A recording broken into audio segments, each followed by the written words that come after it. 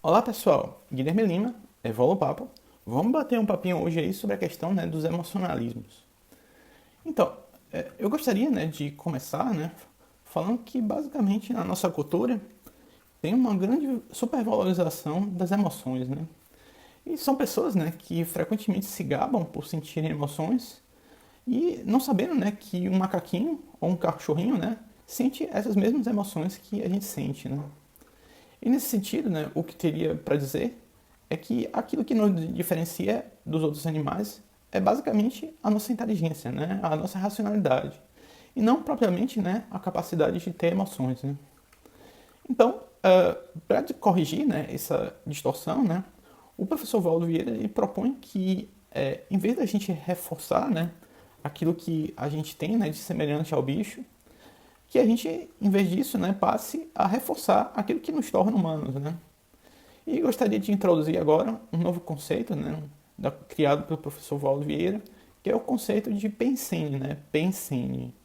O pen vem de pensamento, O sen de sentimento e o é de energia, Essa palavra na conscienciologia, ela serve para a pessoa se referir a uma unidade de manifestação teórica, em que todo pensamento, é acompanhado de um sentimento e de uma energia, Seriam justamente três coisas indissociáveis, Uma coisa não pode acontecer sem a outra, Então, o professor Valdo ele propõe, que a gente deveria, basicamente carregar a nossa manifestação no PEN, Que é justamente o nosso diferencial, em relação aos outros animais, E eu também diria, que a busca, por ter fortes emoções, muitas vezes termina mal, E a gente teve aqui, nesse programa, um episódio, que teve só pro tema riscomania, E nós frisamos nesse episódio, que essa busca, por fortes emoções é basicamente uma busca sem sentido.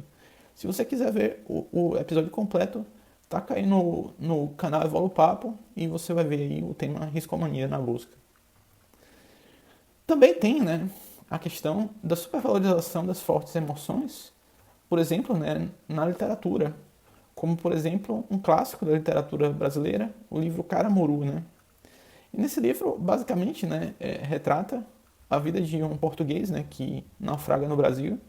Então ele se relaciona, com uma índia e mais tarde ele tem a oportunidade de voltar a Portugal e a partir daí a Índia, se atira basicamente no mar e nada até a morte perseguindo, o português.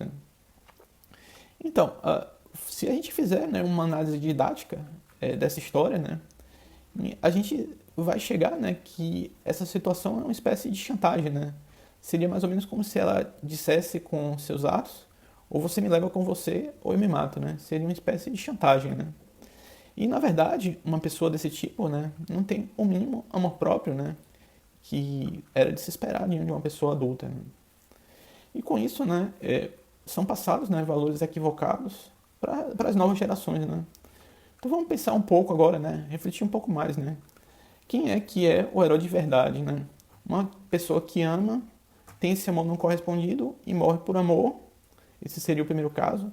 O segundo caso seria uma pessoa que ama, tem esse amor não correspondido e então, a pessoa aprende a amar outra pessoa e vive outro amor, Então vamos ver o resultado, no primeiro e no segundo caso, No primeiro caso, trouxe culpa ao outro e uma pessoa perdeu a sua vida.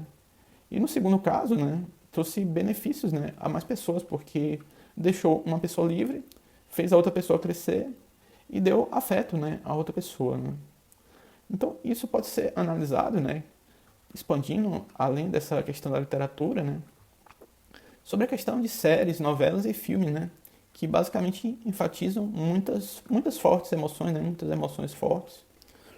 E é como se fosse, hoje em dia, um supermercado de emoções, E até mesmo os esportes, podem envolver fortes emoções, E em alguns sentidos, isso pode meio que viciar o indivíduo, nessas formas de mídias, E nesse sentido, de acordo com o paradigma consciencial, a conscienciologia, é bastante questionável, essa ênfase no sen, do sentimento, E o ideal conscienciológico é que a gente eleve nossos sentimentos E não que a gente fique preso, né, nesse supermercado de emoções e coloque, né, e uma ênfase maior, né, no PEN do pensamento, né, do pensem, para que a pessoa, né, a gente se diferencie mais e qualifique mais a nossa manifestação, né.